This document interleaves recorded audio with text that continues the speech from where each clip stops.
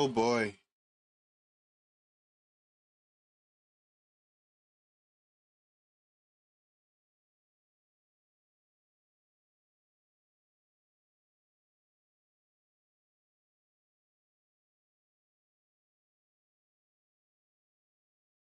Let's go.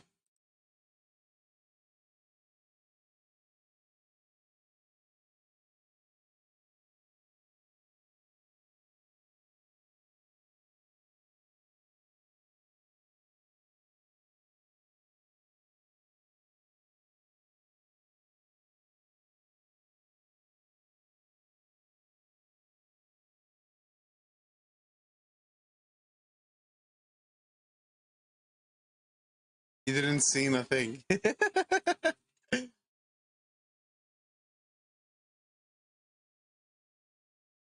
Just thumbnails, nothing too serious.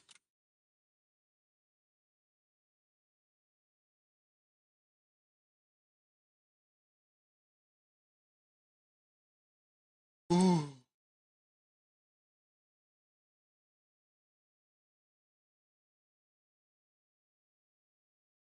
So I'm gonna react to a bit of this, and I'm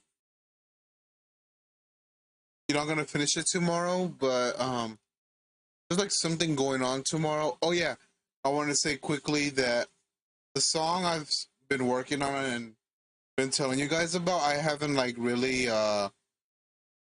showed anything like an idea. I haven't shown a snippet, so I'm really excited to see um how others will receive it. I'm actually happy how it sounds. It's like everything I was thinking of, but in one. So in years going by, I was thinking of making these songs, all standalone, but now I decided to kind of mix it together in one. It just sounds everything I could ever imagine. So I'm like really happy about that.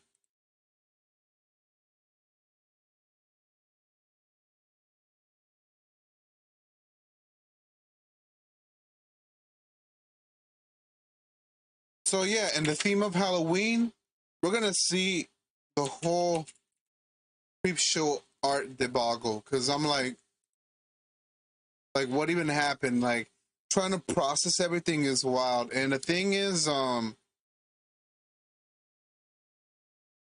remember this going down in real time. I'm like, what's going on? Like, you guys know how YouTube drama is, and it just like went out of control. I'm just like, dear God, this is wild. And I didn't even know what to say or think about it. It's just now I'm kind of looking back since I keep seeing YouTubers, they like just try to farm drama, um, do really shady things, like to the point where it's considered no, it is considered a crime. A lot of them are considered crimes, and they show that to their fans or other YouTubers and like, oh, I could get away with it. If they could get away with it, I could get away with it. So they just give that example to other YouTubers and they just start doing that. Once they see views falling down, they decide to do stupid stuff and things like that. I just don't know why these people decide, to go online if they can't take the heat or if they're going to start something or be weirdos.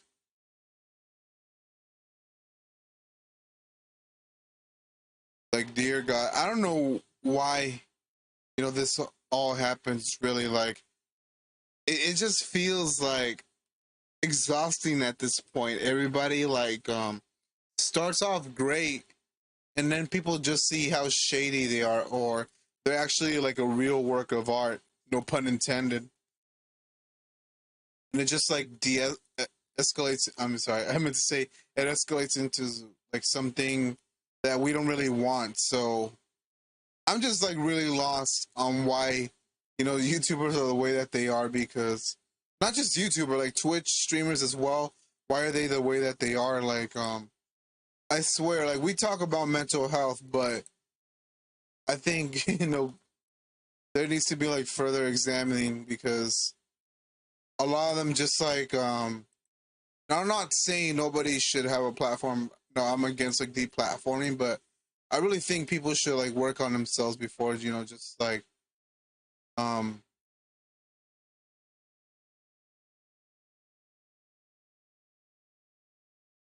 before they just start like losing their mind. Oh yeah, yeah. So yesterday also, I know I'm like rambling, but I guess it's just like the opening act. You could like kind of say it like that. Um,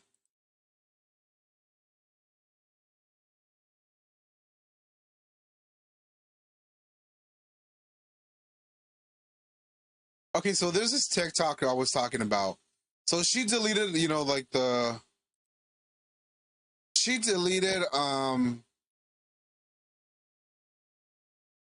video she had. So basically she was saying it was in my FYPs and she was saying I think I said this yesterday. Um she was talking about all like now I'm looking for the man. What is a man? She's like, I'm looking for a man that doesn't think between what. And in TikTok, I like leaving like sarcastic comments. I like trolling a bit, kind of role playing a bit. And I was just like, all I said was, "Where do I sign?" That's all I said. And then she just said the psych ward. So, and it had me thinking for days, like, and she deleted my comment afterwards too, which is wild too. So I was, kind of thinking, did she mean, like, did she mean that she needs to go to the psych ward because she's crazy? Do I need to go to the psych ward because I'm crazy, or are we both crazy just for like assuming that? So I don't know. I guess it's open for interpretation. I'm trying to find like this one. She had like this like one video. Like I can't show her page really because my apology. She sent like an apology video. I don't know if it's sarcastic though.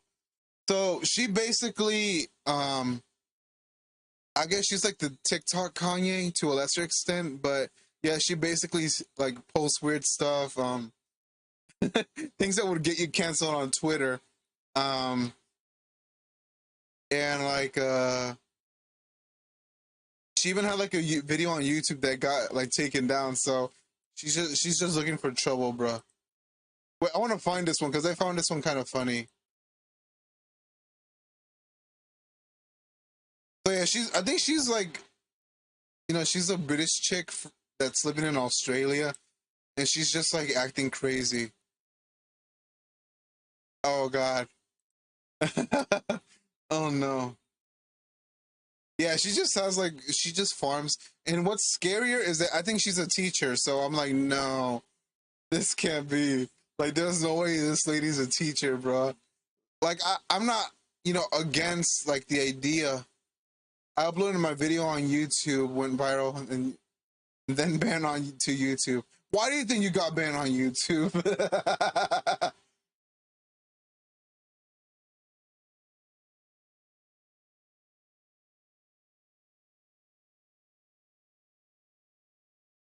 I'm trying to find a video.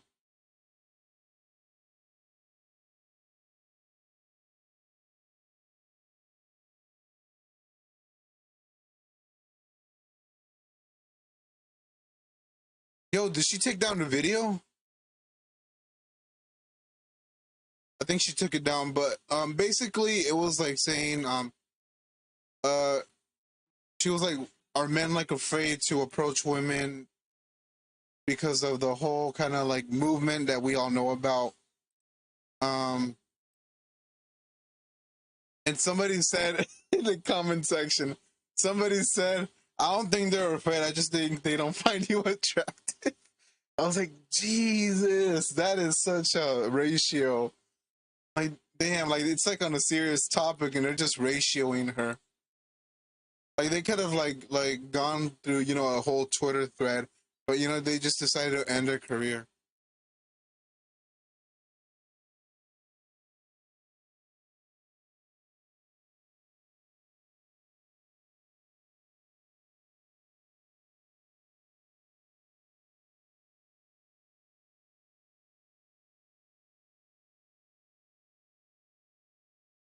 Yeah, I can't show her page because people are gonna go crazy over me, bro.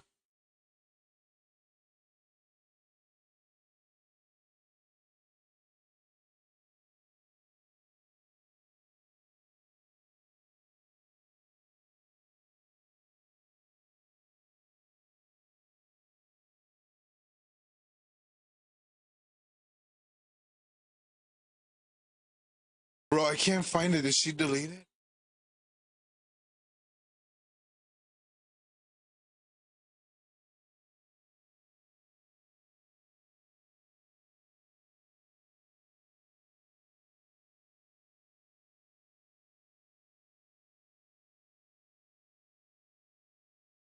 Yo, TikTok is full of weird people. I swear to God.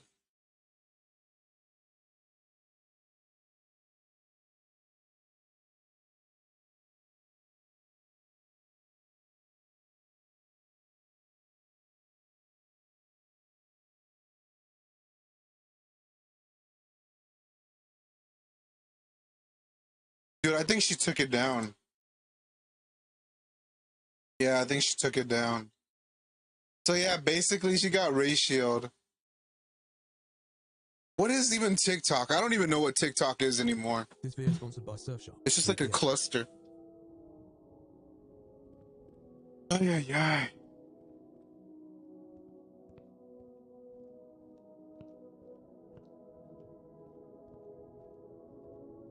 So yeah, we're looking at Creepshow Art. Like the whole...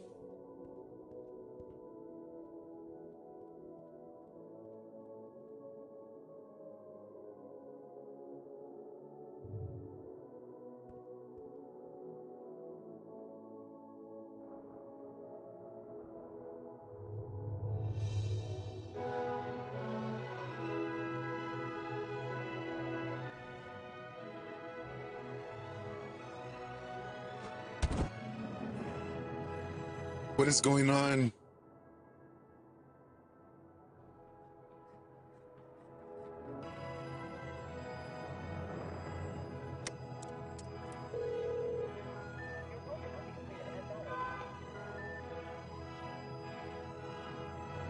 Activated. Clean whip. What?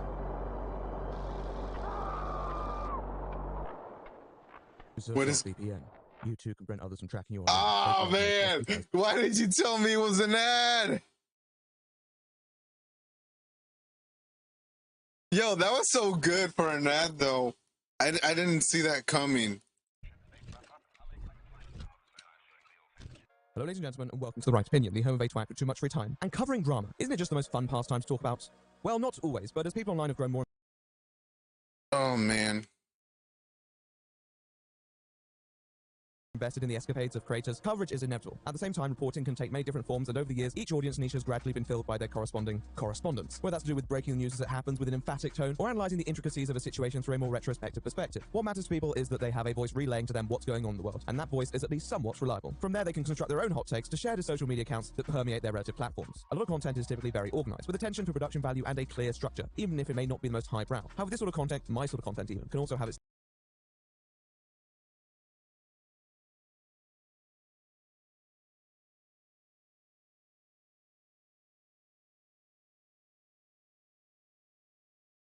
disadvantages. It can feel quite distant to some viewers, and if that audience can't connect to a creator, then they may not feel an interest in the topic that they're talking about. Sometimes organization is unattractive, as much as it pains me to admit. In those cases, viewers may find a solace in a creator with a more casual approach to talking about drama, one that reacts to it in an unedited and unrestrained way, that reflects our innate human reaction to the discovery of revelations about certain shenanigans. And that's the genre where the person at the center of today's video thrived. A person by the name of Creepshow Art. If there's anyone who's ever confused at what I did, I will explain it to them. Because if I fuck up and I say something that is shown to be false, I don't want to hide from that. I want to state it outright. And I want you guys to know, because I wouldn't be able to learn otherwise. You can't hold me accountable otherwise. Creepshow Art, or Shannon, is or was a creator who specialized in this sort of what was described as a one-person podcast. Basically, she'd sit down, she'd have a topic in her mind, she'd pull out the iPad Pro, the pencil and the program, and get to work. Or promote another artist's work. All while speaking her mind on the freshest drama available. Sometimes this would be trending topics, but it could also lean into storytime aspects, where she would talk about her past experiences, or even her own participation in ongoing conflicts. I had people trying to expose me from it. I had people say they were going to extort money from me. I was getting brands who had worked with and been harassed by Lily Jean in my DMs and in my emails, telling me their stories, telling me private shit, telling me things that I should know, telling me that her mother had harassed them for months, was getting people who had simply talked to her in the DMs. Shit was going off. Shit was going bonkers. I'm sure it's no surprise to anyone that someone like me didn't really connect with this content, but at the same time, a lot of people did. This idea of a creator just going off with no filters. It provides this impression that she's, quote, real, and that you're hearing how someone genuinely feels rather than a video catered to the viewer's sensibilities. There's also just a lot of appeal to the gossip side of Shannon's videos. Many of us have had our run-ins with other creators and have feelings that we will likely never talk about because we consider that sort of thing unprofessional to our brand. However, Shannon seldom showed restraint when telling you the tea about remarks made by other users or her own unsavory experiences with the worst of what this platform has to offer. It was a much more personal project than the typical drama reporters, and with that came a devoted, albeit opinionated fan base who often had something to say. For many, it was incredibly digestible. It was very easy to put it on the background while you did art, took a shower, or went to sleep. Sometimes you just need a creator where you don't have to care about everything they say, even if they're a bit problematic here and there.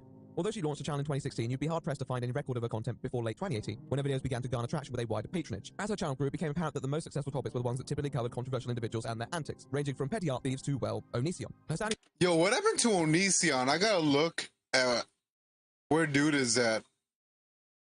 was bolstered by a fairly robust relationship with other creators in the commentary and art community, alongside her seemingly professional conduct towards those around her, which is normally half the job when it comes to personal image. She'd regularly speak about her own story as a person who started their channel when they were homeless and had grafted their way to a position of self-sufficiency. It was a very noble rise to the top, and one that many found inspiring. Nevertheless, when you seemingly present such a personal image of yourself online, there is a trust invested that charges you with the responsibility to at least have some morals that are consistent with the values you expound. When Shannon presented herself, people wanted to believe that they were receiving a person who, whether perfect or not, believed in doing the right thing and valued bringing the subjects of her videos to justice that was proportional to their misdeeds. Thomas, you are not cancelled. Your career isn't over, but you are choosing to act in a way that is morally reprehensible. And unless you acknowledge that this entire thing was a bad move and that you are responsible for this happening, this is going to stick to you. I know you blocked me on Twitter, but I really hope from the bottom of my heart that you do grow from this. Yo, I don't even know what Onision's channel is anymore. Like, why does he have I'm a Banana song, like, re-uploaded?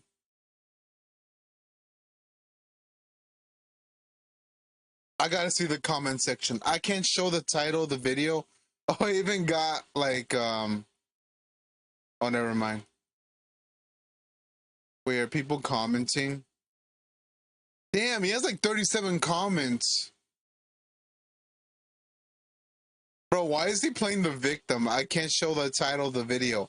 Like, I wish I could show the title, but I'm gonna get age restricted.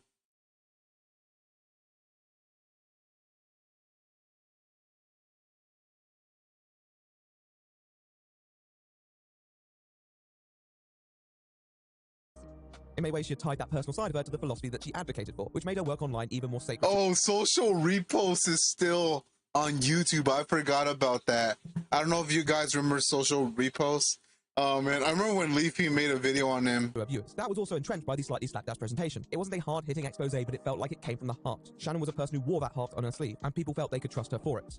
However, throughout the year 2020, a few points of pressure began to be applied, some that she emerged barely unscathed from, and others that left a bit of a stain, and manifested some skepticism within viewers. However, even with this said, few would have been able to predict the sudden escalation of events in 2021, with a series of very bizarre situations which focused on incognito behavior that seemed to deconstruct everything she stood for, supported by a testimony from a creator that has accumulated over 4 million views.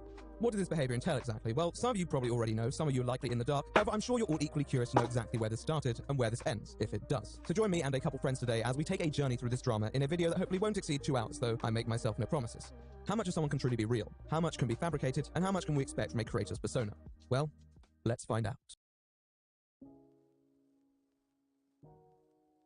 I think it's difficult when you grow as a creator to maintain everything good about your channel, while evolving other aspects that could require improvement. When your content progresses, you'll inevitably have people who pick up on the changes that it undergoes. A lot of the time it's pretty subjective. Some people may not like a creative decision or new direction, but a lot of people may prefer it, and it comes down to a point of personal taste. In other cases, there may not even be a problem, and people just think that you've changed when in reality you haven't. On the other hand, there may be some valid criticisms, whether they've emerged as a product of your own channel's changes, or they're just continuous flaws that have become more apparent as more people tune in.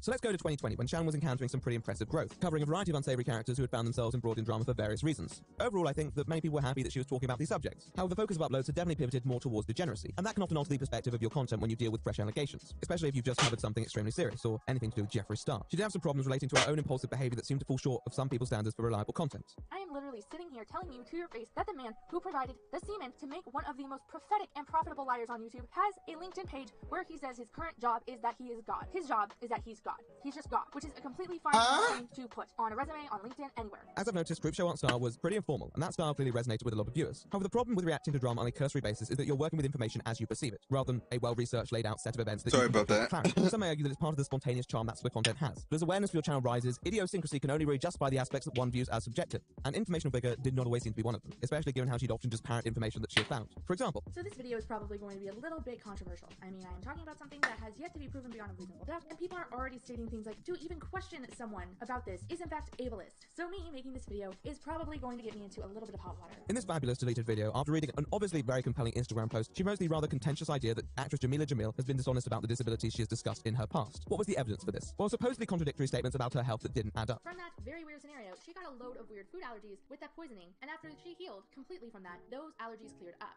So if you're following her stating here, I have loads of food allergies. I was born allergic to shellfish and peanuts. That she's been allergic to peanuts since she was born, was her lying. She was just lying right there because she just wanted to lie, I guess. And the truth is actually more convoluted because it involves mercury poisoning, and now she can eat peanuts again. It's a lot to take in, but for me, the main point of this is to note that despite her stating that these claims that she has lied about anything, she's ever said, and her saying that everyone who has ever said something negative about her is some kind of bullshit artist, kind of, sort of, unravels when you realize that, hey, hi, hello, this explanation only works if you also admit to lying in various interviews a consistent amount of time for no clear reason. I'm going to be clear about this video. It's not necessarily an endorsement of the allegations. In fact, she outwardly states she does not endorse them. However, it conducts some rather poor deductive reasoning that could lead people to a biased conclusion. Lacks research on fine details like the one in the clip shown above are what highlights this. The tweet that Jamila is responding to here is not with regards to her specific peanut allergy, which she claims to have possessed at birth. They were in reference to a wide range of food allergies she claimed to have experienced at some point in her life. Therefore, although I could understand some uncertainty, they're not directly contradictory. Even the video that Shannon uses as a reference seems to support Jamila in the fact that she had other post-birth allergies. Peanuts just wasn't one of them. I'm not a big Jamila Jamil fan. I don't think there's anything wrong with clearing up confusion surrounding interviews and inconsistencies. I don't think her response was sublime. But it's hard to really be mad at someone for that sort of response when it was provoked by such a slanted post.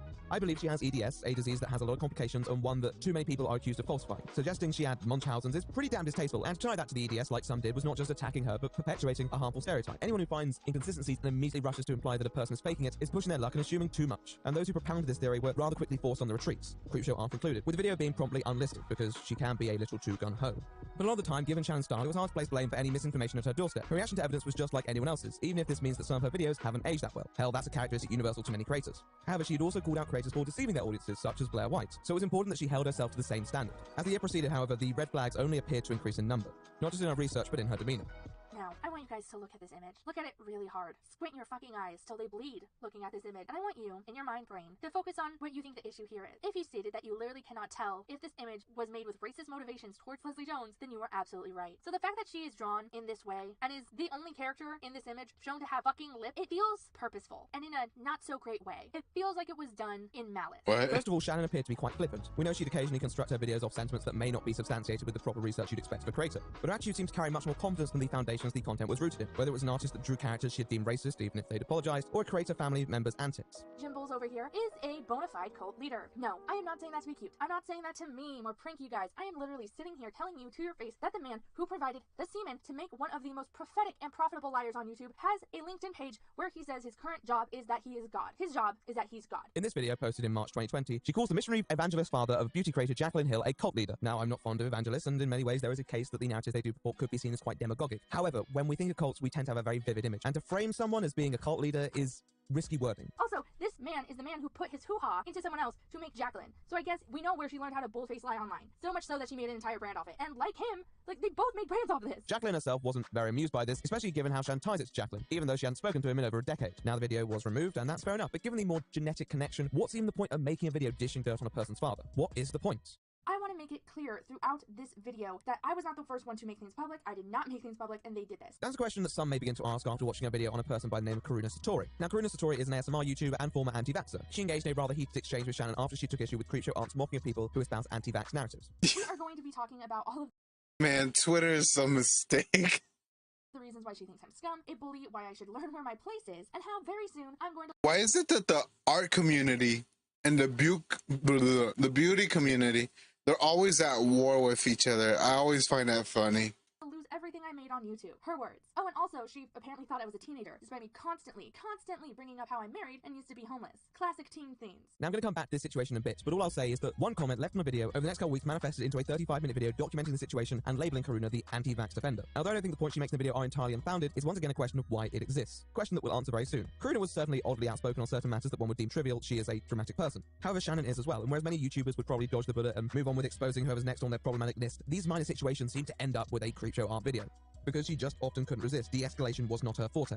I think one of the perks with casual content like Shannon's is that it didn't have to be high-stakes stuff all the time. If I uploaded a video about my latest Twitter spat with some ASMR channel, you'd probably be all quite confused, even if I was right, like I always am, of course. Nonetheless, even if you do make videos about the most trivial matters, you're still expected to operate by a set of tenets that most commentators follow quite closely. However, when content has less consequences, people pay less attention to when you fuck up. So the examples we've listed today didn't really provoke ire from most viewers, and why would they? A few mistakes here and there. It's not a big deal. But if you keep rolling the dice, you're gonna score a 7, and then you'll be in the crap.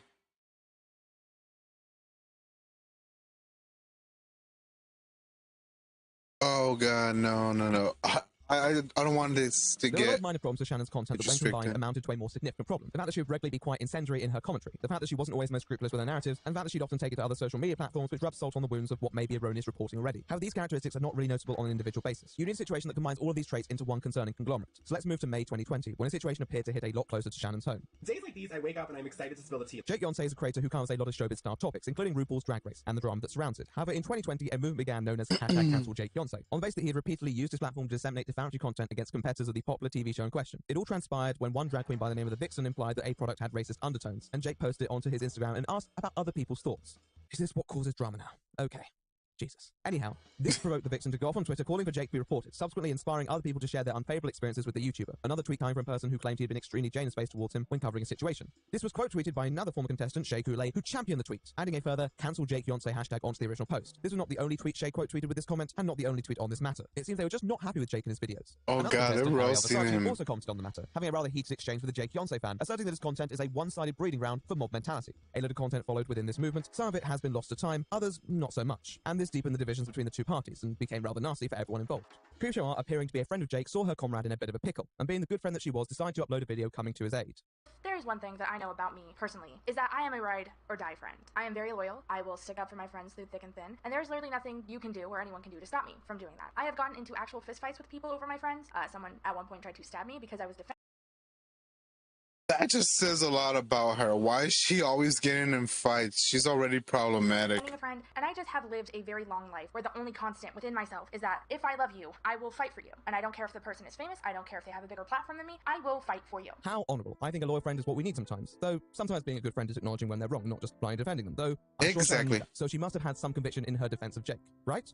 Well, she certainly did. He also goes out of his way to ask for multiple people's sides of the story. So say there's a situation with two drag queens fighting. He would ask both drag queens their opinion and then put it in a video. Take, for example, his video about Trinity the Tuck Taylor and James Charles. He reached out to both of them for comment, both of them gave it, and he sat back and said, what do you guys think about that? Did he make that situation toxic? No. He simply talked about it. Now, most of the video is her arguing in favour of her embattled buddy, talking about all the times he has supported the drag race community and explaining why the hatred against him was unjustified in convincing enough terms. How the tone of the video took a turn when the conduct of the queens who had called out Jake were put under the microscope by Shannon. After debunking some rather suspect screenshots, she moves on to the more sensitive subjects. These messages were sex from when Jake was between the ages of 15 to 17, and these were leaked as part of a paste bin where images of him when he was less than legal and not clothes were leaked as well. Basically, what I am telling you right now is what was posted was revenge porn. His sex, his nudes, revenge porn was posted by, and then retweeted by Shay Kool-Aid and Ariel Versace, two people with massive platforms, and these were posted in direct response to them calling out Jake and trying to spread hashtag cancel Jake Yonsei. Now, this is a very serious allegation. I understand that people can be petty, but publicizing someone's explicit content when they're a minor is rather dangerous, and certainly not anything that a public figure like Ariel should be indulging in. And after Shannon's response, many in her YouTube comments pointed out that what they did was not just inappropriate, but borderline criminal, and it was questionable whether they even deserved their platforms if this is how they were going to use them. Shannon also becomes very personal, claiming that the person who had promoted these allegations had attempted to trigger them with self-harm content. This clearly affects Shannon, and she becomes rather emotional as well.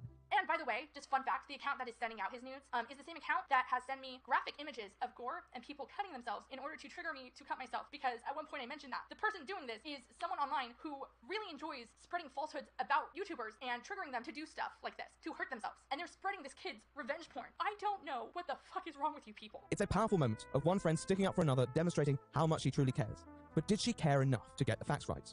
I get if you don't like Jake. I can understand not liking a person. If you think he's too flamboyant, too much, that's fine. You don't jive with his personality and his energy and his videos, and that is okay. You don't like that he reports on stuff that you guys do because you are famous now and you're public entities and people can do that. But what you're not going to do here is lie in order to make him look worse, especially when you have this large platform. Podcasts have become notorious for being this source of misinformation, mainly because when you go on a podcast, you don't have a concrete plan or a concrete script backed up with concrete research.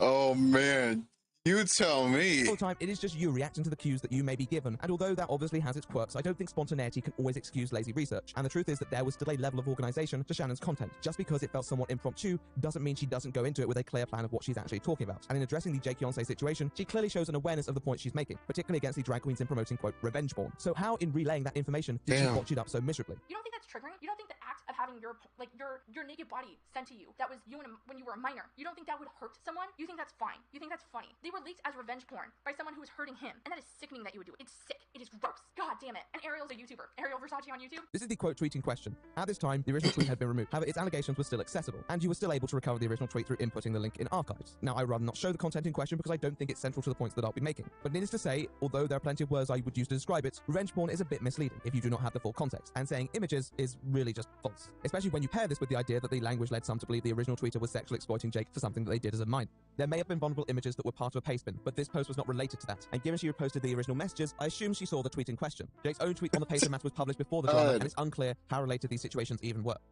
Why is there like so much drama, dude?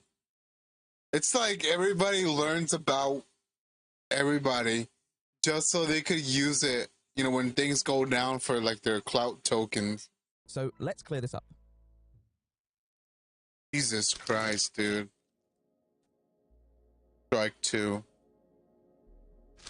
The person contending these allegations in the specific comment was using the screenshots as evidence to support their experience that Jake, as a person judging a context and in an elevated position, supposedly took advantage of them during a drag competition that they were competing in. They were both 17 at the time, and the evidence that is shown refers to a sexual conversation that they had. Now, I don't think it was necessary at all to post sex between two underage individuals. In fact, I think it was foolish as all hell. But they were clearly trying to use the evidence to prove that Jake was a bad person and the rest. If a 17-year-old did something terrible to another person, especially another minor, they wouldn't suddenly become a victim because they were a minor. And a traumatized person may be irrational in handling that sort of content. With that said, I think the allegations lack the context that is needed to even begin to assess the situation. The person advocating them is not the original person alleging them. I think the problem with the evidence is that it does not support the idea that he's taking advantage of anyone, just that there was an interaction between the two, which is definitely assuaged by the fact that the two were the same age. There's no other context or evidence, and it's very hard to do anything with the other tweets in the thread as well. I think the drag queens were exceptionally irresponsible to promote the content given their expansive audience. I understand the gay community is a bit catty, but you can't just look at something uncritically because it's about someone you don't like, especially something so strong. That's reprehensible. However, when the crime is misinformation, you should not fight fire with fire.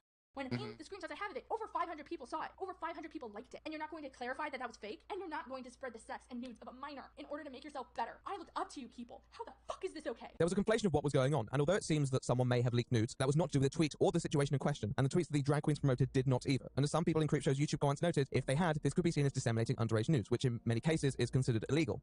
I don't know what the fuck is wrong with you people. Additionally, with the context of this account isn't the actual person who's claiming the situation happened to them, this emotional moment in Shannon's video doesn't really feel completely warranted. This Twitter user could be an awful person. That doesn't have a bearing on the verity of allegations if the person is not associated with the allegations otherwise. All they've done is repost it with the attempt to draw publicity to it.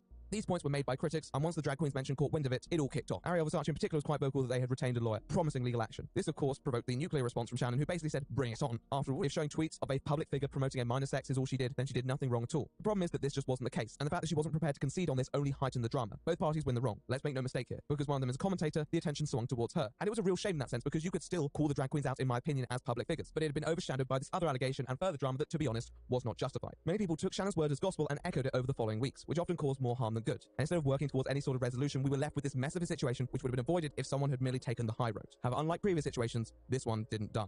Yes, given that these people can't keep their Twitter fingers still, it proceeded to bounce back and forth on social media, and discussion quickly became this very partisan war of words. It wasn't long until other commentators with a bit more proximity to the situation picked it up, appearing to garner this very gradual ripple effect over the following month as people seem to observe the problems with Creepshow Art. It's like people try to create their own, like, you know, keeping up with the Kardashians, because it's wild. Yes, the thread does include screenshots of a private Snapchat conversation. I don't think that was necessary. I don't think that that was necessarily a good thing to include. I don't think it was needed. But there was absolutely no nudes in there. There was no child porn or revenge porn in that thread that she uses. A few smaller creators covered the topic, some of which focused on the specific drag queen situation. However, eventually it wasn't long before her videos were viewed through a greater lens, and the instance earlier on in the year that perhaps were viewed as inconsequential at the time were now seen as part of a bigger picture with regards to her antics. Just over a month after the initial situation, this ultimately culminated in a marginally more popular video from a YouTuber by the name of Toby, a person who I would describe as a rant YouTuber, but also a former viewer and subscriber of Shannon, who hypothesized that she had become more negative in the months preceding, and that this had manifested in the content that she produced. So with this lengthy video, we'll be looking at the very talented Creepshow Art and dive into why this creator with humble beginnings and a very charitable heart has, of the past 3 months, has turned into somebody who makes a 35-minute video over petty comments, makes false accusations about somebody distributing child pornography, as well as crossing a line and going too far, not knowing when to stop, and reacts before thinking. This is where the situations of the last few months come to a head. This narrative that her expanding influence had altered her approach to creating content, and that this ultimately escalated in the drag queen shenanigans.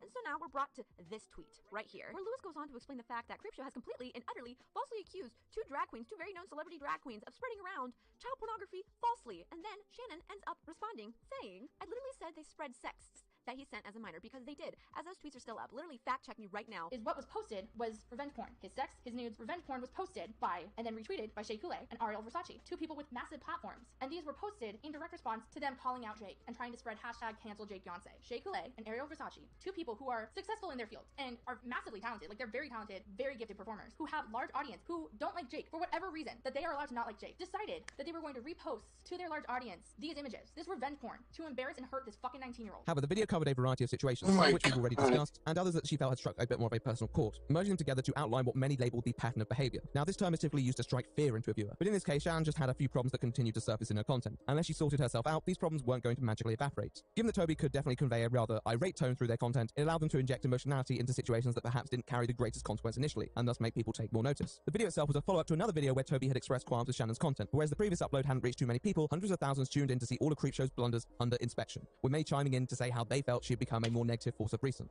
Now, I don't think that prognosis was completely fair. A lot of commentary creators typically talk about other people, especially those who may have committed misconduct, which often makes the perspective of their videos more negative. However, I think it was the fact that sometimes that negativity didn't seem validated. It was edged without purpose, and if she was going to continue to make the same mistakes, with possibly legal ramifications, then what reason was there for her existence as a creator? Well, let's dive into Toby's video and find out.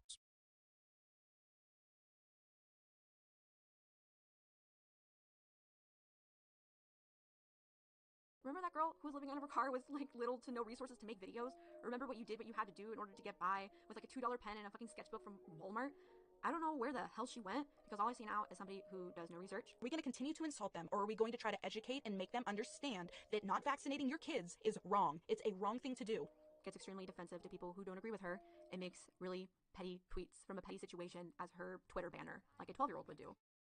Toby's now removed video in particular prompted more publicity than previous uploads on the predicament. And when a video like that begins to gain traction, many creators would feel naturally compelled to address it, especially if they have a case to make for themselves, and in this instance, Shannon certainly did. Additionally, as a creator who makes videos on a highly regular basis calling people out, it felt like she couldn't really afford to ignore a video like this. If she's going to make videos on what YouTubers' fathers are doing, then she could at least dedicate a quarter of an hour to a video that isn't the hardest to respond to. Hey guys, it's Shannon, and today I'm going to be responding to a video that was made about me by the creator named Toby, that's T-O-B-I. I'll make it clear, Toby's video was not completely accurate in its portrayal of events and how they reflected on Shannon's behaviour. Now I'll go into the particularities of this in a moment, but when someone espouses misinformation themselves and it becomes a dominant narrative in discourse, then it's fairly natural to feel inclined to correct it. At the same time, it's also important that you're not just seen as completely ignoring possible flaws that may be present in your content. So a few days after Toby's video began to hit people's recommended page, Shannon published a 17-minute response to the original post. How would she handle it? There's a lot of criticism given in this video, and there's a lot of things that I do in fact agree with, as well as a lot of things that I feel like were accidentally misrepresented, and I want to touch on all of it without being defensive or trying to make excuses for anything that I have done or said that isn't productive, because I want to be productive in this video. I want to take accountability where I need to take accountability, and I want to give context where context is needed. So with that being said, let's get into everything. I mean, tonally, it hits all the right notes. She presents herself as forthright without being overly defensive, and she does take accountability for some of her errors, such as that in the drag queen drama, which although I wish she hadn't gone out of her way to explain why she was technically still right, is appreciated nonetheless. I know personally it was not intentional, but that doesn't change anything. The queens shared the sex between Jake and another minor, which is not okay and still qualifies. However, I should have been more careful with my wording and been better about what I had said in that situation. That is completely on me.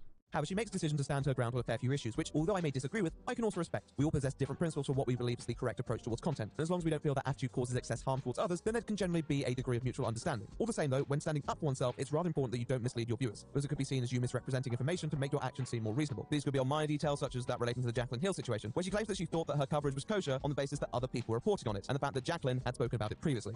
The reason I felt comfortable making that video is because both Jaclyn and her father are public figures who work in the public arena. Had Jaclyn's father just been an average guy who keeps a low profile and doesn't have a website dedicated to how he can heal the sick and impoverished, but because both people are in fact public entities who have already been talked about by other YouTubers, I felt comfortable in talking about it. Even Jacqueline herself had previously talked about the trip she would take to South Africa with her family as a part of his job. So for me, personally, I didn't feel like it crossed any lines, and that's why the video is still up today. I can't speak with absolute conviction to the verity of this claim. However, all records of comments relating back to Jacqueline Hill's father being a cult leader, and most comments about Jacqueline Hill's father at all, stop at around March the 4th, when Shannon released her video. I struggle to find any other popular videos on the matter. In fact, many of the larger tea channels agree with Jacqueline that the video was in poor taste, as well as being the serve to distract from the valid criticism the beauty YouTuber was receiving at the time. On top of this, the fact that Jacqueline had mentioned her estranged father is no validation for making an entire video, unless she dedicated enough attention towards him to really justify it. He's not a prominent figure in his child's life or content, as opposed to someone like Greg Paul. Shannon also addresses the comments that she made in the video. I talked about how he would go to impoverished parts of countries and heal the sick, and I made jokes about how wild it is that he is related to Jacqueline. I made a specific joke saying that this man's sperm was used to make Jacqueline, and that's where lying from. To me, I thought the joke was fine and an obvious joke because obviously lying is not an inherited trait and it's not transferable through semen. It doesn't go like that. It's just a random joke that I didn't think about because I say things like that all of the time.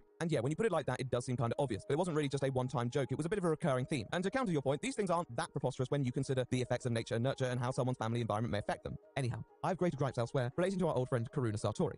In Tori's video that she made about the situation, she explained how she got very heated and felt a little guilty about getting that far into it, so she ended up doing something very reasonable when you pop off like that and DMing Shannon, giving her a very nice apology. However, no. That wasn't enough. I'm not exactly sure what the hell happened, but Shannon ended up just ignoring the DM altogether and then used it in her video. Now, a lot of people, including me, found this to be so unbelievably petty of Shannon to do, as well as immature and so goddamn childish. Now, in her video, Toby didn't really portray the incident accurately, in essence stating that after a rather heated exchange, Karuna reached out to Shannon with an apology, which Shannon proceeded to ignore, yet used in her video. Although all of these individual events did occur, they omit information that makes the situation seem more one-sided than it actually was. And Shannon is fast to point this out and defend her video on Karuna as being instigated by the ASMR creator herself, who attacked her endlessly. About a day or so later, she messaged me saying that she was sorry and I didn't respond because, once again, I didn't know her at that point. She also misrepresented what the situation was about. Instead of saying it was her defending anti-vaxxers, it was her defending something else. I forget what it was, but she didn't say it was anti-vax. Only then, after she said that, and after she misrepresented the situation, did I respond publicly. In this case, she is completely within her right to correct the falsities contained within Toby's upload. However, she also doesn't have the facts completely straight herself, which is somewhat surprising given it was her own public drama. In fact, there were a few faults with her own recounting. Now, with the majority of the tweets removed, it is somewhat difficult to create a completely perfect timeline, but this is the closest it's going to be. So let's go through these faults. I did, however, get semi-annoyed when she started talking to the Rewired Soul, aka the man who straight up said I had no value to society, and talked about how terrible I was with him, but I still didn't respond or talk about it because I thought, you know what, it's fine, she doesn't like me, she doesn't need to like me, it's cool. In her testimony, Shannon implies that Karuna engaged with the Rewired Soul to spite her. She doesn't explicitly say this, but it's the only way that such information would ever be remotely relevant. This is not the case. The Rewired Soul responded to Karuna's tweet about Creepshow Art and they discussed the topic briefly after that. Chris is one of the few people who has not deleted his tweets from around that time, so it's quite easy to follow the interactions, and it's clear that Karuna and Chris have spoken previously and have an established connection. However, there is no record of them speaking after she had apologized.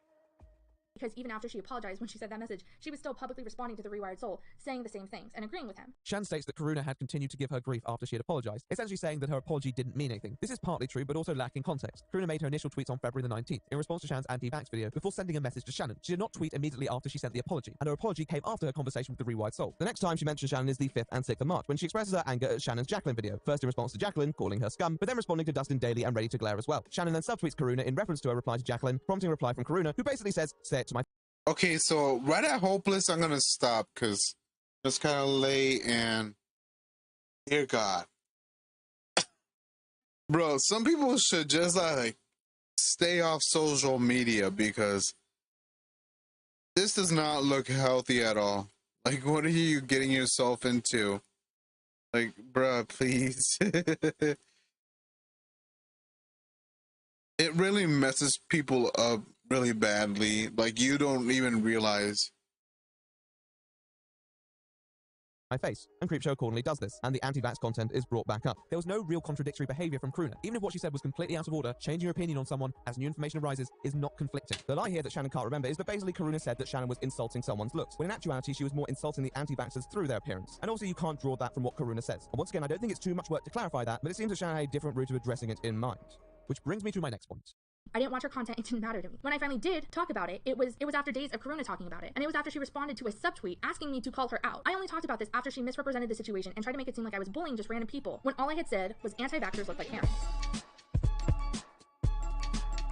This is the strangest claim she makes in the video. I don't think Karuna responding to a subtweet basically telling her to say it to her face was her encouraging a video. In fact, Creepshow made an entire thread on Karuna in response to that tweet, so she clearly understood what Karuna meant. The video was just a bonus. Only then, after she said that, and after she misrepresented the situation, did I respond publicly. Only after she had commented on my video, publicly stated I was terrible on multiple platforms, publicly talked to the man who said I was abused and made light of it, privately took back her statements while still talking to that same man publicly about how awful I was, and then went on to publicly talk about me again, this time going so far as to lie about what happened and say that I made fun of someone for something else other than being anti-vax. That was when I responded, because she had already made what was happening public. She had already brought up the apology she made privately. She had already said everything publicly. So I thought me responding was fine. I'm not particularly fond of what Karuna said, and it shouldn't be hard to see why. I think she did instigate part of the situation. She made it public first, and her framing could definitely be viewed as questionable. But Shannon's framing isn't completely fair either. This wasn't Creepshow Art doing her absolute best to avoid talking about a situation under all circumstances. This was her dunking on someone who was giving her grief. And you know what? She's in her right to do that. But you need to have the facts right, because otherwise it just sounds like you're looking for more justification than you actually have. She'd already won this war on Twitter multiple times. Using narratives surrounding someone like the Rewired Soul seems cheap and designed to frame it like Karuna was purposely trying to trigger her through abuser narratives. That's not fair on either party. If you're gonna make a video, own it. But in a way, she did. Just not the one that we're talking about. I am not trying to say that Toby is wrong to dislike me or dislike who I have, quote, turned into or grown into. I have changed. I absolutely have changed. And I'm going to continue to change because that's what happens with life. There's one more narrative that Shannon seeks to address in her upload, and that's one raised by multiple disillusioned audience members, the one that feels she has changed. This narrative was also spawned from Toby's video, which once again focuses a little too much on the personal side, although I do understand what they're trying to say. When I started YouTube, as you guys all know, I was homeless, and I was living out of my car with my husband in Portland, Oregon. During the time I was homeless, I was working between 2 to 3 jobs, depending on what year it was, and I was stressed out of my mind. I started making YouTube videos as a way to unwind and de-stress, and something that I would do kind of as a hobby. I never expected it to become what it is now, and I never expected it to go. Why do I feel that's like a lot of YouTubers, like, a lot of them just use it as a passion project and then they get a following. So, yeah, it's kind of wild. Anywhere. Shan takes an approach to this point that may surprise some, admitting she has changed, but also saying that this is who she is now, and that she wouldn't go back to who she was. I wanted to say that Toby is not wrong in saying that I have changed, because I have. However, when I started making my videos, I was not happy. I wasn't. There's this idea that when I made my videos beforehand, I was super happy and I was going through all of this and all this stuff. I was not in a good place, physically or mentally. And just because I used to do something that made you guys happy, it wasn't something that fueled me the same way it fueled you. And I hope you guys can understand that. If you like my older videos, thank you. I mean it. Thank you. It means the world to me that the art I made in that time frame means a lot to you, because it means a lot to me. However, I do not and do not want to go back to the person I was when I made those videos, because I was having panic attacks every night in my car, hurting myself, and there's so much more that I can't go back to that person. She talks about her background, the fact that not so long ago she had very little. She was making videos out of the back of a car, and she's really worked hard to be where she is today. And you know what? I have a lot of respect for that. I'll speak about this more later, but I think anyone who's had YouTube transform their life has a justified connection to their channel, which they don't want to yield. I think it's completely valid if a person wants to distance themselves from more personal topics they felt more comfortable speaking about as a smaller creator. Nonetheless, as defined as you can be, you need to be sure what side of yourself you're actually sticking up for. Again, there's a lot of valid criticism in this video and a lot of things that I'm going to use to move forward. However, I want to make it very clear I am not going to go back to the content I was making beforehand, and I'm absolutely not going to go back to the person I was when I started this channel. I was in an extremely dark place, and even if you like me better when I was going through that and making content surrounding that, that is something I simply cannot do, if only for my own mental health and my own needs. I don't think Toby or others were asking Shannon to return to her homeless style, although I think some would have liked to have seen that more personal side of her again. They were also concerned that she become too cynical and too harsh in her presentation of people's actions, that she was more preoccupied with having a video out on a daily basis than the due diligence that such content required, and that she spent far too much time in the Twitter mindset of constantly engaging in pointless views. That's not a side of yourself that you want to retain if you care about improving yourself as a person, and there was just an indication that maybe Shannon hadn't expelled that slightly less well-rounded aspect of her. I have a fair few issues with Shannon's video, mainly because it is such a level-headed response that makes a fair few concessions, and therefore it makes it difficult to explain her subsequent misrepresentations. Nothing is grossly distorted, but they're all noticeable once you're familiar with the actual version of events. The strange thing is that I think if she had told the truth, it still wouldn't have been a big deal. At the end of the day, Karuna in particular made some extremely strongly worded comments towards her, and although I personally wouldn't make a response video to it, given the style of the Creepshow Art channel, I don't think a response is unreasonable. However, once again, her habit of slightly bending the facts seems somewhat second nature, and given the fact that her response video was in a way like any other Creepshow Art video, you could see that there were still parts of her that hadn't changed, and those with the critical eye picked it up. There was one moderately well-received 10-minute video that observed some issues with Shannon's response, but because the truth was still not particularly damning and Shannon had apologized on the points related to her greatest shortcomings, most were inclined to accept the apology and move on. After all, there were greater enemies out there to fight, though I'm not sure everyone agreed. Creepshow Art is her channel. The video is called H3 is faking drama with Trisha Paytas reviews, and it's gross. Right now, it ain't fake. Trust me, No, don't tell me H3 got in the mess.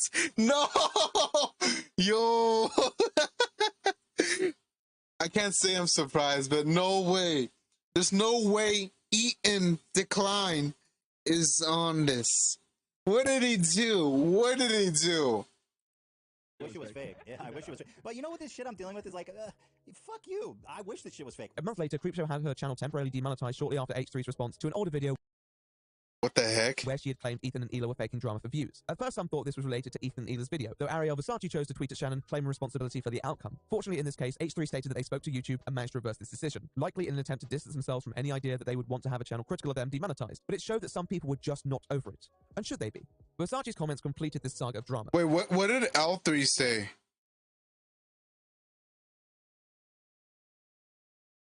10-minute video that observed some issues with Shannon's response. But because the truth was still not particularly damning and Shannon had apologized on the points related to her greatest shortcomings, most were inclined to accept the apology and move on. After all, there were greater enemies out there to fight. Though I'm not sure everyone agreed. Creepshow Art is her channel. The video is called H3 is faking drama with Trisha Paytas for views, and it's gross. Right now, it ain't fake. Trust me, I wish it was fake. Yeah, I wish it was fake. But you know what this shit I'm dealing with is like, fuck you. I wish this shit was fake. A month later, Creepshow had her channel temporarily demonetized shortly after H3's response to an older video where she had claimed Ethan and Hila were faking drama for views. At first, some thought this was related to Ethan and Hila's video, though Ariel Versace chose to tweet at Shannon, claiming responsibility for the outcome. Fortunately, in this case, H3 stated that they spoke to YouTube and managed to reverse this decision, likely in an attempt to distance themselves from any idea that they would want to have a channel critical of them demonetized. But it showed that some people were just not over it. And should they be? Versace's comments completed this saga of drama. Although Shannon's video on the #CancelJakeBeyonce matter had been unlisted for nearly a month at this point, showing that she wanted to move on from it and making me ask whether this was really Versace's doing, there was still a brooding sentiment that all was not over. Shannon's video, although being a defense of her character, which I can respect, never contained the pledge to change. Sure, she apologized for her errors, but defended what many believed yielded those exact errors. And so although it was fair to give her a second chance, it constantly felt like she was walking a tightrope that threatened to plunge her back into the abyss of conflict, with possibly worse consequences. The strange detail is that she seemed to be aware of that, and if she is conscious of that side of her, how much of that can be chalked up to impulsivity? Some believe that she was simply too blasé and dismissive of the actual consequences her words pertained. Others believe she was far too emotionally invested in the topics to think clearly. Neither of these seem particularly consistent with each other. In fact, they seem kind of contradictory. Yet they both rear their head in Shannon's video. What we know is that she wasn't going back. So, what does going forward mean? As 2020 proceeded, Creepshow went in and out of the motions of uploads and occasional arguments with any old creator who was willing to trade words with our title character. However, as the year drew to a close and Christmas seemed to approach, Shannon had some tidings to share. Though, I won't be the one to share them today. Yes, ladies, gentlemen, and everyone in between. Today I've brought a friend to help me shed light on a situation that seemed murkier than any other. So to talk about the Hopeless Peaches drama, I present my small channel drama correspondent, Sis Desire, to talk about these charades. Take it away, girl.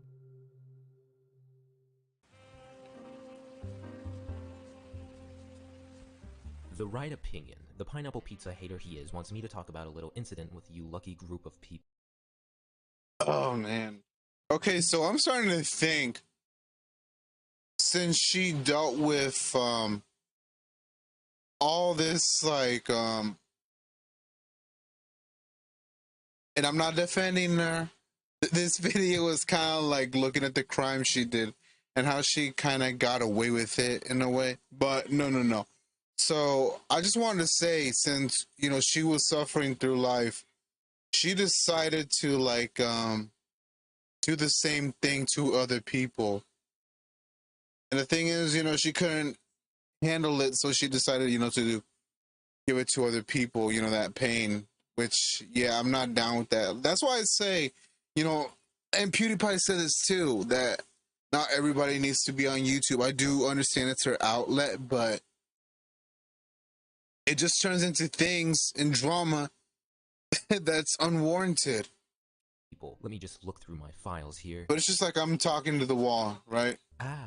Hopeless Peaches and Creepshow Art. For those of you who do not know, Hopeless Peaches is a content creator within the art commentary community. I know, another subgenre of commentators crawling around like the rats they are. At least this time, they can draw. And I'm pretty sure all of you know who Creepshow is by now. I personally like to call her the Nicocado Avocado of the art community. The only difference is that he is playing a character, she does not. However, before we get into the real juicy parts of all of this, I need to briefly supply a bit more context. A lot of you know already about Toby from Tro. However, after her Creepshow Art video, she had started to obtain more eyes towards her. For better or for worse, this had led to more people digging into Toby's character and starting to find issues with her attitude and opinions towards other drama channels making videos on creators she seemingly supported. I'm sick and tired of commentary channels and drama channels that severely hyper-criticize and pick apart every single little thing that somebody does online, even though they know themselves as fucking creators that there is shit that goes on behind closed fucking doors. You're screaming about drama channels being hypocritical, which is a drastic overgeneralization. Most drama channels literally report what's going on in the internet world or what's happening with a public figure. What about those channels is so hypercritical? Of course they aren't aware of what happens behind closed doors. I completely agree. But who is to say that what's happening behind closed doors isn't problematic? A lot of other people had also called her out for numerous amount of hypocrisies. This later turned into its own massive drama containing multiple people either defending Toby or going against her. There was a lot of more nuance in the situation despite that, where Omnia, one of Toby's detractors, had even leaked a personal story of Toby's by mistake when attempting to show DMs between Toby and themselves. Hopeless Peaches had actually taken notice of this and left a few comments disavowing these actions. This however led to YouTube commentator PrisonMate Luke to make a video explaining his frustrations with the fact that the community is still talking about Toby. He had criticized Peaches in the end for having public tangents within the situation, then leaving comments where she claimed to not want to be associated with the drama and wanted no part in it whatsoever. And another person who commented was Hopeless Peaches, who also decided to put herself into the drama just by constantly saying how she doesn't want to be in it it and would just never leave it alone. And when people like Thummin called her out for her terrible and biased behavior, she made a community post about how she wasn't friends with Toby, which I didn't actually know she wasn't friends with Toby because she did everything in her power to defend her. However, this was then later followed up by Luke with claims that Peaches was suicide baiting, as Peaches had left a few vague tweets alluding to her having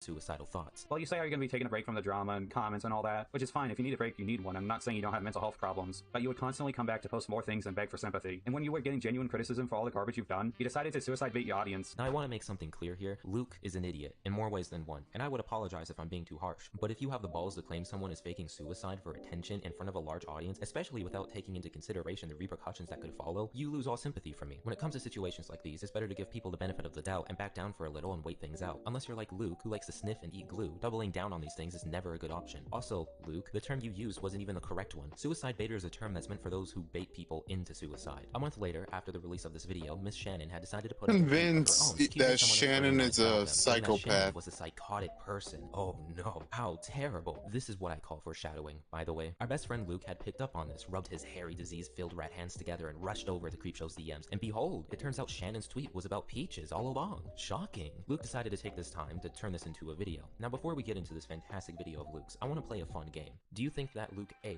treated these as allegations and rumors, or B took everything that Shannon said at face value because he's a dirty rat who does no research before clicking upload?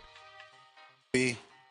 It's clearly B. I mean, he doesn't even make it fun. When he opens up about Shannon's rumors, he straight up says, "What did I tell you?" Anyone else says I'm faking these or something else stupid, I got these from the lady herself, Creepshow. So don't try and say these are fake. Oh wow, man. Who wouldn't trust Shannon? She's such an angel who should always be taken at face value, right?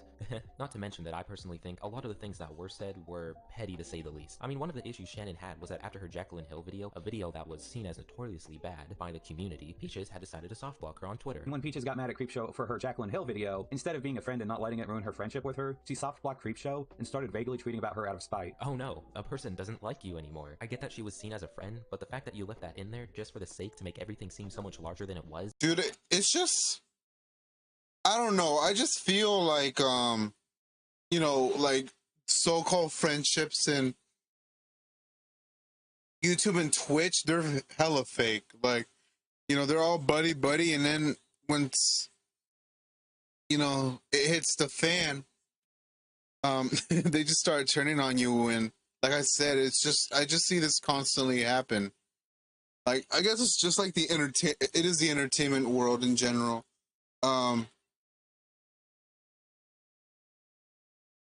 But yeah, like I said, I'd rather, you know, be more supportive of each other and not like tear each other apart, dude. I would only give criticism, you know, if it's warranted, like I said. It is pretty pathetic. Now, I will say, there were other portions that were important, like her claims of Peaches going around and spreading lies about her. And not only that, Peaches decided to ruin Creepshow's reputation in the art community, telling people that Creepshow had yelled at her and was just losing it at her, poisoning Creepshow's reputation while she was still just a small channel. She was below 100,000 subscribers when this happened. And the crazy part is that while this was all going on, Creepshow was in the dark and thought everything was okay between her and Peaches. I can see why someone would be upset with that. And if that were true, I'd agree that would... Oh my god, it's just like pointing the finger at everybody. Probably be an important thing to address, though later down the line you'll see that wasn't also black and white. After Luke uploaded the video, two notable people had decided to leave a comment, one being Shannon, thanking Luke for making the video, and the other a YouTuber known as Camilla Cuevas, a content creator in the animation and Undertale community who had claimed Peaches had as well spread lies about her. Camilla had also claimed that Peaches bullied her to the point of needing to go to the hospital. Now there were also a bunch of different people who later came forward about Peaches, all with differing allegations, but all of them led to the same conclusion, that being Peaches was a bad friend to them. I won't be going over them in this segment, but it is important to know the existence of these videos and that they did happen because all of them led up to what is Shannon's weirdest videos who ever exist on her channel to this day. Shannon had uploaded her first video, where she had decided to go in more depth regarding her situation with Peaches, while also subtly bringing up others' personal disgruntles with Peaches as well. She had put out this image that Peaches was this huge manipulator who had a pattern of lying about other content creators with claims that held no weight. Sure, did she purposely go out of her way to tell people that she knew I liked and admired in this community, that I told her I liked and admired that I was a terrible person who deserved to be taken off the platform? Absolutely yes. Did she tell them that due to a disagreement that I had flipped out on her, which did not happen, and told people that I'm a volatile mess? Yeah, sure, but in my head, that wasn't that bad. And if that was her interpretation of me, that was fine. It wasn't until I talked to other content creators who also know her, creators who had their own experiences with the same person, creators who have been lied to and about the same way, that I realized that I needed to talk about this. It didn't end there, though. Creepshow had decided to mention an old conversation she had regarding a collaboration the two of them had. Peaches had stopped interacting with her on all social media after the collaboration, which confused Shannon. Creepshow decided to then finally reach out to Peaches, to which Peaches explained that she thought Shannon was upset with her because their collaboration didn't get as many views as expected. This then later transpired to Peaches making claims that another fellow commentator, Daft Pina, had gone to Peaches and told her that her collaboration with Creepshow ruined Oh man, not Daft Pina. I remember Daft Pina. Channel. Had somehow convinced herself that I was super mad at her. She was convinced that I was furious and I was holding this against her, even though we had never talked about it. And nothing happened that would make her think that. So I told her directly I wasn't mad at you. And then it turned into something else. Then she went on this spiel about how Daft Pina, yes, Daft Pina, the YouTuber, had told her that the video had, quote, ruined my channel, and that I was probably mad at her for doing that. This was then followed up with numerous other allegations of Peaches having a conversation with Shannon about her Jaclyn Hill video, to which she then claimed Peaches went around after her telling people that Shannon yelled at her during this and framed her to be some sort of lunatic. Creepshow had felt it was also necessary to reach out to Toby, as in her original video, Toby had claimed that people were too scared to confront Shannon. Creepshow wanted to make it clear with Toby that she didn't want to give off this impression that she was this scary individual who was out for blood. She had even DM'd a few other people this as well, except Peaches, because Peaches had previously mentioned to her that she wanted some space away. However, Peaches apparently reached out to Creepshow not too long after. Peaches had abruptly gone into Shannon's DMs and told her that she wasn't happy with how she painted her as a, and I quote, bitch. When I reached out to Toby, I let them know, like, hey, I hope you truly aren't scared of me. I hope that really isn't the case, because out of everything in that video, that was what was most important to me, is that I don't want people to think I'm this terrifying person. And because Peaches had already stated that she wanted space, I didn't reach out to her until she sent me a DM, pretty much stating that me crying in my response video by me talking about the part where, once again, she approved Toby putting this in her video, where Toby said she was scared of me and she cried because of me, that I had made her look like a bitch. She responded by telling me I made her look like a bitch, and she was going to reach out again because she saw me, quote, improving, but then decided not to, since my video was very one-sided and it was a one-sided retelling of events. Though this video didn't incorporate much evidence towards a lot of the claims Shannon presented. However, this didn't stop people from taking things at face value, as beforehand a lot of creators did that work for Shannon. Other creators had come forward with somewhat similar claims, so Shannon had ended up feeding an already angry mob without needing to back any of her claims up. This sadly, however, was just the roadmap to what was about to be something way much worse and irrational. Shannon had decided to upload a second video a month later.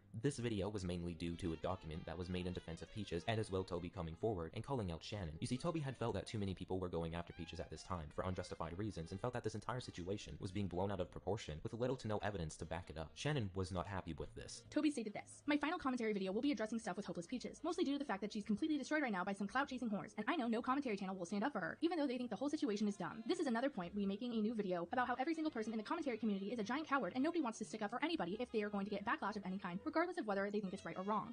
Toby is incredibly angry here that no one stood up for her when she told a victim of sexual assault that they were a bad person and she's better than them, basically. That's what this reads to me. She's still very upset about what happened to her, so that's okay. I was the only person to stand up for Peaches, and I would do it again because I know her, which is just you saying that I am biased, but go off. Also, just so it's known, Peaches had absolutely no involvement in my Creepshow Art video. Pause right here. If you used her testimony, which you did, you state you did, and you state that it was supposed to be a collab, which both you and Peaches have affirmed separately, then what you did just now, in front of the world, in front of the classroom, is lie. This was then followed up with Shannon going through a document that was made by two small creators, SpyV and Scritus. However, Shannon portrayed this document to also be made by Peaches. This just wasn't true though. SpyV had even gone on to make their own response video where they showed that all they did was interview Peaches and asked for her side. Shannon refers to the document written by Peaches and friends and claims she doesn't believe that Peaches did not help write the document. I mean, if you really want to believe that, fine, I can't stop you, but at least be consistent and say that Peaches helped on Spoctor's video,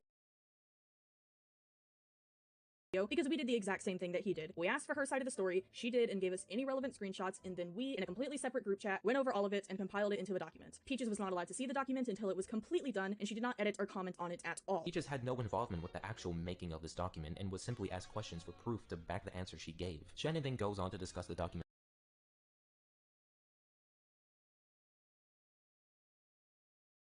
coverage of DMs between her and Peaches. This was in regards to the previous claim Shannon made, where she alleged that Peaches had told her that she thought she was upset because their video collaboration ruined her channel and didn't get as many views as expected, which during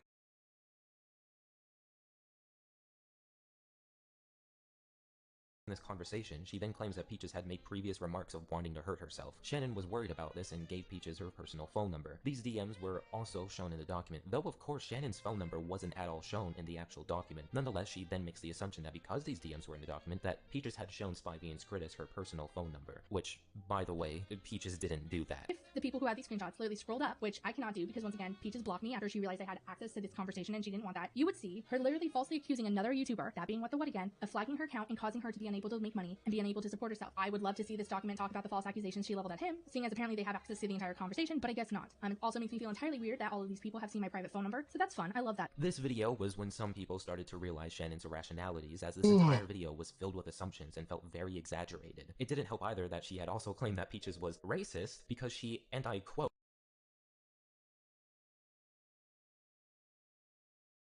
quote, pissed off an angry black woman. But literally people telling her, hey, the thing you did is bad in regards to lying about various people and situations in order to appear like an uwu victim? Yeah, that's stupid. And high-key a bit racist when we get into what you try to pull with Kai and Omnia. I mean, you have to be the white girl victim to the angry black woman and black man, right? I would say, if anything, Shannon, you calling Omnia an angry black woman is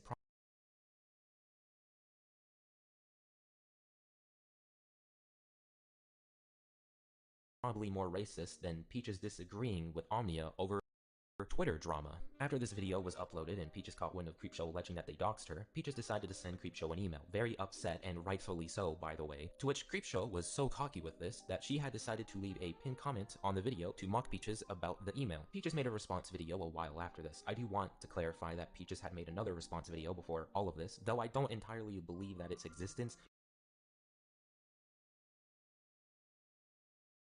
is important to this overall video surrounding Creepshow, as a lot of what was said there is said in this current response video, but better. Her original video response was lacking and felt like an impulse reaction, rather than something that was meant to disprove allegations. In her new response video, though, it's much more structured and disproves a lot of stuff that people put out against her. Peaches had gone on to share that Camilla didn't give the full picture, and it was actually Camilla herself who was bullying Peaches for her mental well-being. I find it very distressing how back in 2018 you continue to harass me, belittle me, lie about me, and actively go out of your way to try and ruin relationships I had with other creators, even though I tried again and again to apologize to you.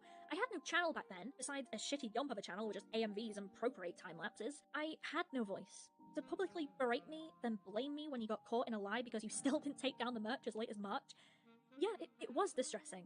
You had a channel of nearly 700,000k and you were growing very fast during this time too. And you would demand apology after apology just to say it wasn't worth shit. You would send your moderators to tell me the only way you would leave me alone would be if I delete all my social media. Social media that, I have to stress, had no following. You would compare my actions to murder. You would allow your moderators to publicly wish I would die. And then, for you to come back 3 years later to actually make the claim I was a liar and bullied you so much I pushed you into hospital after you went out of your way to mock my own mental health. What a horrible claim and weight to put on somebody. Peaches had as well denied a large portion of Shannon's claims and had called her out for the lack of evidence, though this didn't stop Peaches from admitting that she did do wrong in this situation.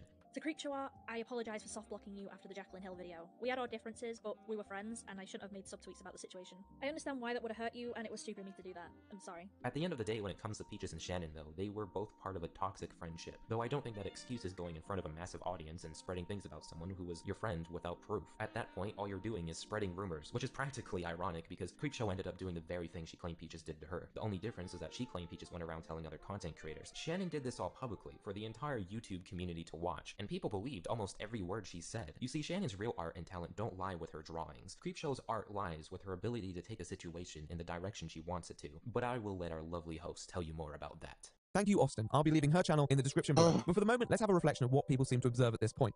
Now, I wasn't particularly familiar with the hopeless Peaches capers that my good colleague has just documented, but I think it clearly demonstrated those lingering issues with Creepshow Art's demeanor and how that carried over into her content. You gotta think before making these kinds of claims. Okay, yeah, I'm like, alright, so it's just like toxic friendship right now. And like videos that are like,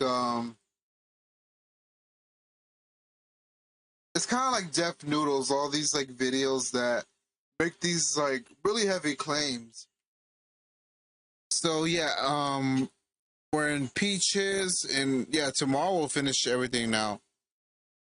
Dear God, man, I didn't realize it was gonna be a lot.